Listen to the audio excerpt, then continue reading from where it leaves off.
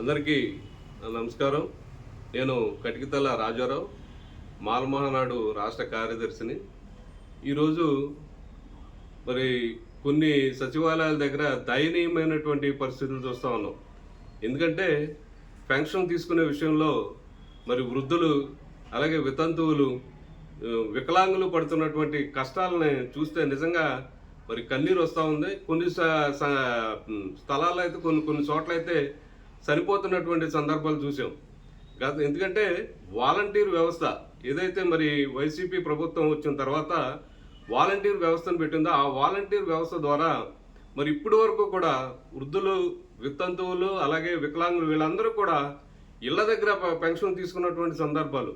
First తారీఖు వచ్చిందంటే మరి ఉదయం 7 గంటల లోపే సాయంత్రానికి అందరికీ కూడా ఇళ్ల దగ్గరికి పెన్షన్లు చేరవేసినటువంటి సందర్భాలు.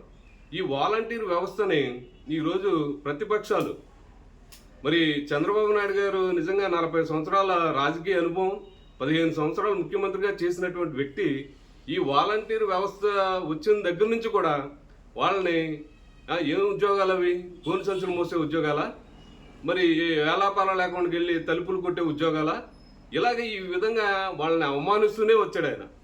అలాగే ఈ మధ్యలో చూస్తున్నాం, జనసేన అధినేత పవన్ కళ్యాణ్ గారు కూడా మరి వాళ్ళని ఏకంగా ప్రజల సమాచారం తీసుకెళ్లి ఎవరెవరికో చేరవేసి మహిళలందరినీ కూడా అక్రమ రవాణా చేస్తున్నారని లేనిపోయిన ఆరోపణలు చేసి మరి వాలంటీర్ వ్యవస్థ అంతా కూడా సిగ్గుపడేలాగా వాలంటీర్ వ్యవస్థను మానసిక క్షోభకు గురి చేసినటువంటి మరి ఈ ప్రతిపక్షాలు నిజంగా దీనికి బాధ్యత వహించాలి. ఈరోజు 4.5 సంవత్సరాలు లేని రాజకీయాలు కేవలం 2 నెలల్లో పెన్షన్లు అందిస్తే వచ్చేస్తుందా?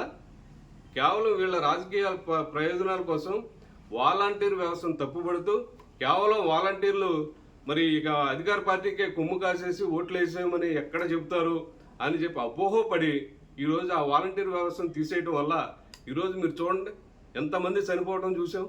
ఈ రోజుకి చాలామంది వృద్ధులు పెన్షన్ వస్తుందా రాదా, లేకపోతే బ్యాంక్కి వెళ్తే ఎక్కడికి వెళ్తారండి? బ్యాంక్ ఏమైనా ఇంటి పక్కన ఉందా? చాలా ఈ రోజుకి ఆందోళన, అయోమయంలో ఉన్నారు వృద్ధులందరూ కూడా. పెన్షన్ వస్తాయా రావా అన్న ఆందోళనతో చనిపోతున్నటువంటి సందర్భాలు కూడా చూసాం. కేవలం ఇదంతా ఏంటంటే ప్రతిపక్షాలు రాజకీయ లబ్ధి కోసం మరి వాలంటీర్ వ్యవస్థను రద్దు చేయాలని చూశారు. మరి వాలంటీర్ వ్యవస్థ ద్వారా పెన్షన్లు అందకూడదని చెప్పి ఎలక్షన్ కమిషన్కి మరి ఫిర్యాదు చేయటం, వాళ్ళని ఆపేయటం వల్ల ఈరోజు ఇన్ని అనర్థాలు జరుగుతూ ఉన్నాయి. నిజంగా మరి వాళ్ళు చేసినటువంటి చూపినటువంటి అత్యుత్సాహమే వాళ్ళకి తిరిగి ఈరోజు రాజకీయ సమాధి కడతారని కూడా ఈ సందర్భంగా వారికి తెలియజేస్తూ తక్షణమే ప్రభుత్వం ఈ వాలంటీర్ వ్యవస్థ మీద కానీ అలాగే వృద్ధులకి పెన్షన్ ఇచ్చే విషయంలో కూడా మరి వాళ్ళకి తక్షణం అందేలాగా, ఇళ్ల దగ్గర అందేలాగా చర్యలు తీసుకోవాలని మేము మాలమహానాడు తరపున డిమాండ్ చేస్తా ఉన్నాం.